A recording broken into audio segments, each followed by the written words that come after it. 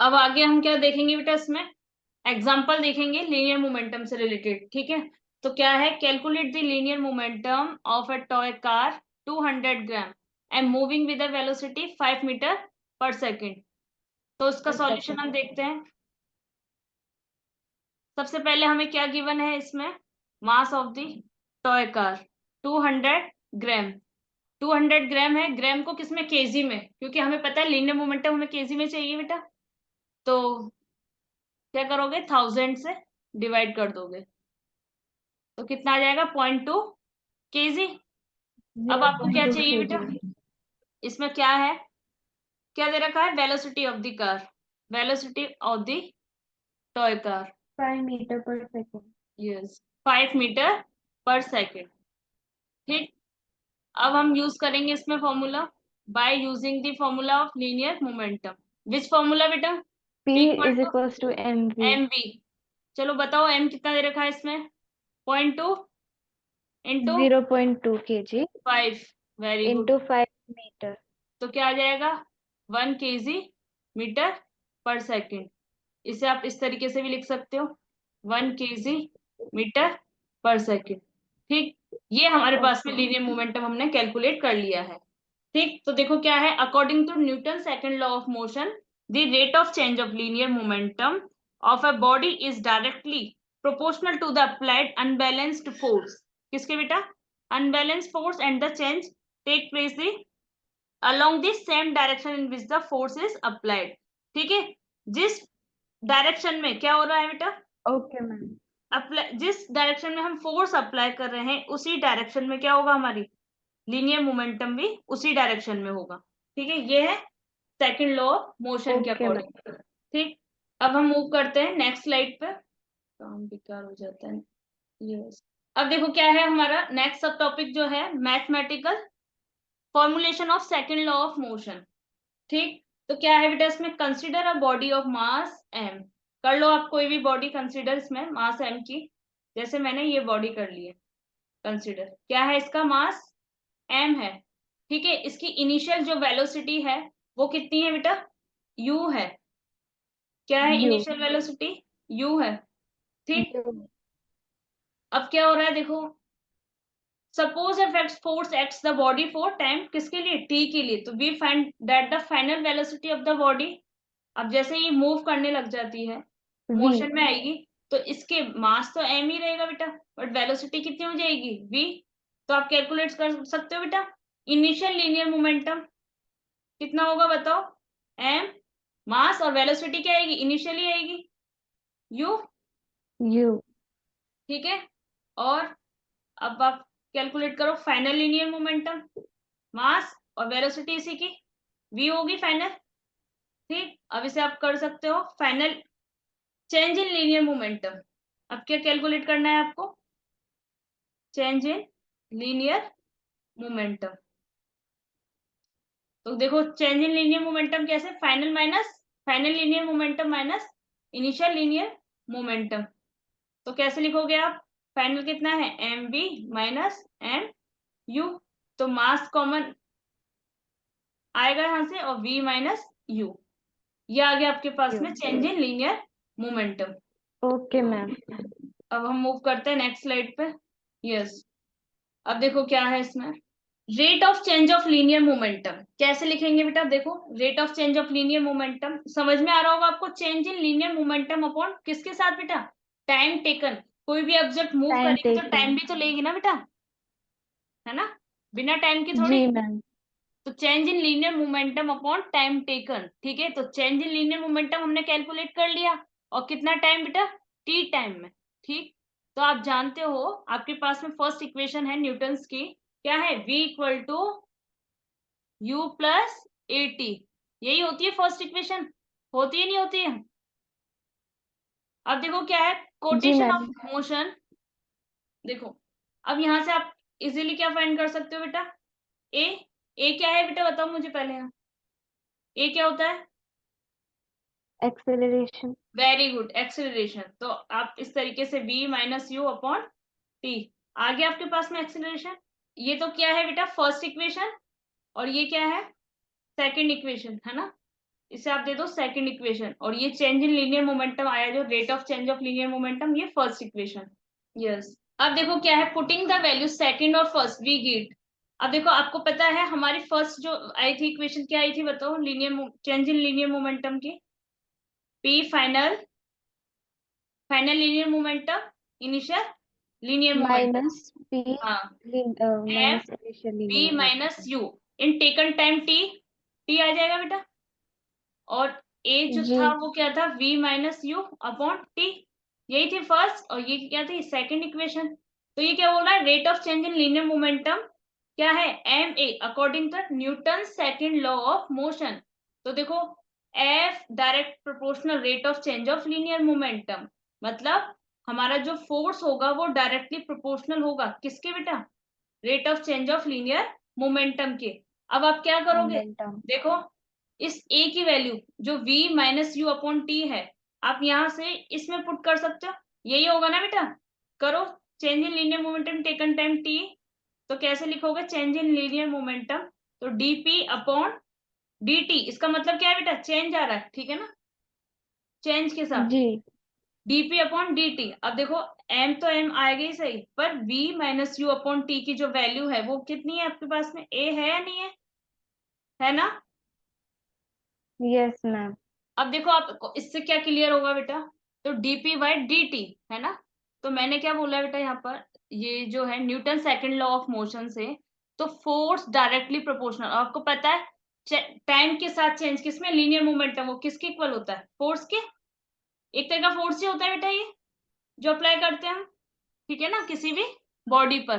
तो आप क्या बोलोगे, F इक्वल टू, है ना, क्या आ जाएगा बेटा, एम ए, एम इंटू ए। ठीक है। आप इसे ऐसे भी लिख सकते हो, देखो इस वाली चीज को, एफ डायरेक्टली प्रोपोर्शनल किसकी बेटा, rate of change of linear momentum DP upon dt, आया डी नहीं आया, टी। ठीक है ना। तो अब dp बाई dt क्या होता है, एम ए, लिख दिया आपने, क्लियर हुआ बेटा। देखो अब इससे हाँ आपको मैम। क्या पता चल रहा है, मेरी बात सुनो अब अच्छे से। कोई भी ऑब्जेक्ट है बेटा, उसका जो मास होता है, उसमें प्रोड्यूस जो भी एक्सेलरेशन का, है ना, मास और एक्सेलरेशन हो गई सही बेटा, उनका दोनों का प्रोडक्ट जो होता है वो किसके इक्वल होता है, फोर्स के इक्वल होता है। मास और एक्सेलरेशन का जो प्रोडक्ट है या मल्टीप्लीकेशन, वो किसके इक्वल होता है बेटा, फोर्स के इक्वल होता है। और जो हमारा एक्सेलरेशन है, उसकी जो डायरेक्शन होती है वो कहाँ होती है बेटा, जिधर हम क्या लगा रहे हैं, फोर्स लगा रहे हैं, जिधर फोर्स है ना। लगा रहे हैं। ये बॉडी है कोई भी, ये मूव कर रही है बेटा, इस पर है ना जैसे फोर्स, ये v वेलोसिटी से मूव कर रही है, फोर्स F अप्लाई कर रहे हैं हम, ठीक है, और मास m की है। तो फोर्स किधर अप्लाई हो रहा है बेटा, एक्सेलरेशन भी कहाँ होगा, जिधर मूव कर रही है। एक्सेलरेशन की डायरेक्शन भी कहाँ होगी बेटा, जिस डायरेक्शन में बॉडी जिधर मूव कर फोर्स रही है। अप्लाइड है। वेरी गुड, है ना, तो ये क्लियर हुआ आपको इससे। जी और मैम। याद रखना, जो ये न्यूटन का जो फर्स्ट लॉ है, फर्स्ट लॉ ने तो क्या बताया था आपको, फोर्स को डिफाइन किया था बेटा, मतलब एक तरह से फोर्स की डेफिनेशन दी थी फर्स्ट लॉ ने, किया था नहीं किया था। और जो सेकंड लॉ है जी वो मैम। क्या बताता है, फोर्स का मैग्नीट्यूड की कितना फोर्स लगेगा, है ना, क्या बताता है बेटा, फोर्स का फोर्स की मैग्नीट्यूड। मैग्नीट्यूड बताता है, फोर्स की वैल्यू, है ना, बताता है कि कितना फोर्स रिक्वायर्ड होगा, एक तरीके से मास और एक्सेलरेशन, आप इस तरीके से बोल सकते हो। जैसे मैं आपको एक एग्जांपल और दे देती हूँ, आपने देखा होगा बेटा, जो क्रिकेट होता है ना, एक तो होता है बैट्समैन और एक होता है बॉलर, ठीक है। तो आपने देखा होगा जो बॉलर होता है, बॉल को पकड़ने के लिए, कैच करने के लिए, अपने हाथ को पीछे की ओर ले जाता है बेटा, पीछे की ओर खींचता है, डायरेक्ट नहीं कैच करता है वो। क्रिकेट देखा हो तो आपने ऑब्जर्व जी किया होगा ये मैम। चीज, पीछे की तरफ खींचता है नहीं यस खींचता बेटा, यस मैम। क्या है इसकी वजह बेटा, यस मैम। क्योंकि इनिशियल में जो होती है ना, जो बॉल की जो वेलोसिटी होती है ना, इनिशियल में जी जो मूव होती है हमारी, है ना, जो वेलोसिटी होती है वो बहुत फास्ट होती है ना। तो क्या होगा, जो प्लेयर जो होता है, आप बोल सकते हो, या बॉलर अपने हाथों से बॉल को रोकने के लिए क्या लगाता है, एक तरह से अब अपोजिट बोल सकते हो, रिटार्डेशन हम बोलते हैं उसे। एक्सेलरेशन का अपोजिट रिटार्डेशन। फोर्स, एक तरह से आप बोल दो फोर्स लगाता है, ठीक है। अगर जो बॉलर है उस बॉल को सडनली पकड़ लेगा तो क्या होगा बेटा, जो ये एक्सेलरेशन है वो बहुत ज्यादा क्या हो जाएगा, वहां पर अधिक होगा वहां पर, ठीक है। Yes. स्पीड ज्यादा होगी ना बेटा, तो क्या होगा, बॉल को रोकने के लिए क्या होगा, उसे बहुत ज्यादा फोर्स लगाना पड़ेगा उस टाइम पे, डायरेक्ट रोकेगा और बहुत ज्यादा फोर्स लगाएगा उस Yes, टाइम पे ma'am. तो उसे चोट भी लग सकती है बेटा, है ना। तो क्या करेगा, जी. जो बॉलर होगा अपने हाथ को पीछे की ओर ले जाकर बॉल को धीरे से पकड़ेगा, है ना। और वहां पर क्या होगा, जो मैंने आपको बताया ना एक्सीलरेशन का अपोजिट क्या होता है, रिटार्डेशन, ठीक है ना। वो क्या हो जाएगा बेटा, कम हो जाएगा, क्या हो जाएगा, कम हो जाएगा, कम ठीक है हो ना। जाएगा. हाँ, तो बॉलर जो बॉल पकड़ेगा उसे पकड़ने में फिर उसे क्या लगाना पड़ेगा, कम फोर्स लगाना पड़ेगा। टाइम देखो, टाइम का वो आ रहा है बेटा साथ में, है ना। वहां तो क्या टाइम कम लग रहा था, अब यहाँ पे उसने क्या टाइम ज्यादा लगाया, तो टाइम ज्यादा लगाया तो क्या हो गया बेटा, टाइम ज्यादा लगाया तो स्पीड क्या हो गई इसकी, एक तरीके से आप बोल सकते हो कम होगी, मतलब रिटार्डेशन आ गया। तो अब क्या होगी, चोट लगेगी नहीं लगेगी, नहीं लगेगी ना, अब चोट लगने की लगेगी. पॉसिबिलिटी होगी ही नहीं। क्लियर हुआ है Yes, आपको। ma'am. अब आपको एक चीज और बताती हूँ मैं, एक और एग्जांपल आप देखो। जब कोई भी पर्सन है, आप देख लो, किसी ऊंचाई से, है ना, एक हाइट से क्या करता है, फ्लोर पर जंप लगाता है, ठीक है ना, हार्ड फ्लोर हम बोल सकते हैं। तो उस टाइम जो उस पर्सन का जो वेलोसिटी होती है क्या हो जाती है, एकदम से क्या हो जाती है, जीरो, होती नहीं होती है बेटा। Direct Yes, hard ma'am. Floor पर कूदेगा, जंप लगाएगा तो डायरेक्ट क्या हो जाती है, उसकी वेलोसिटी जीरो हो जाती एकदम zero. है ना।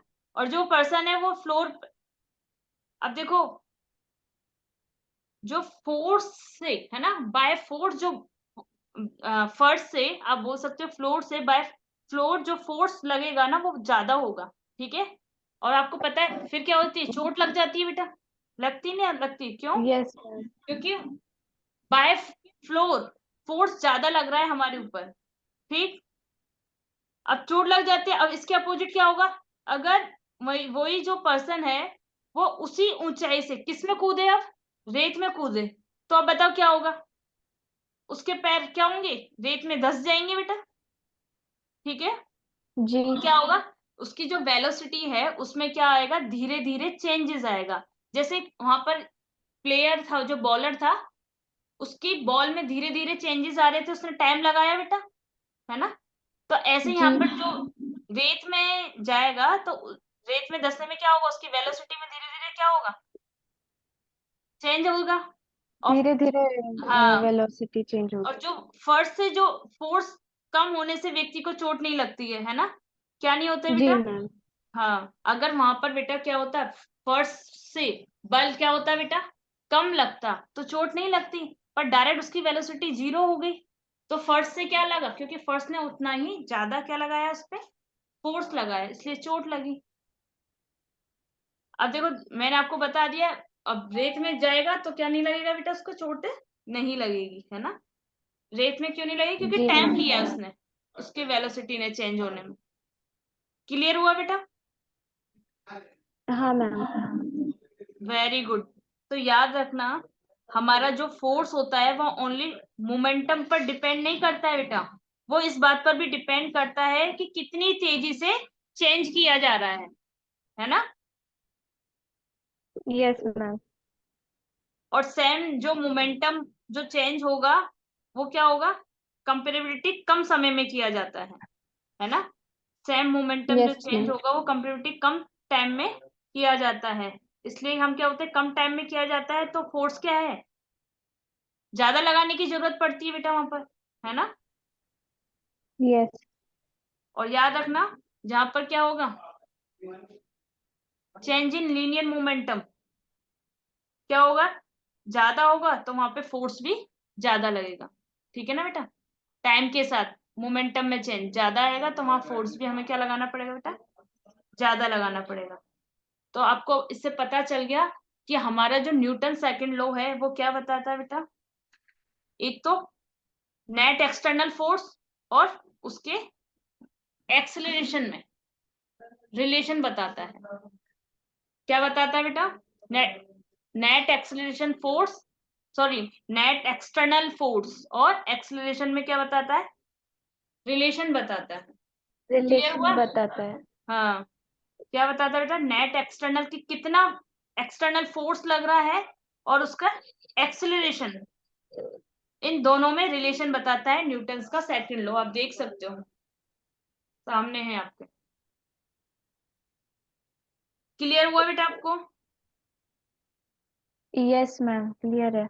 Very good.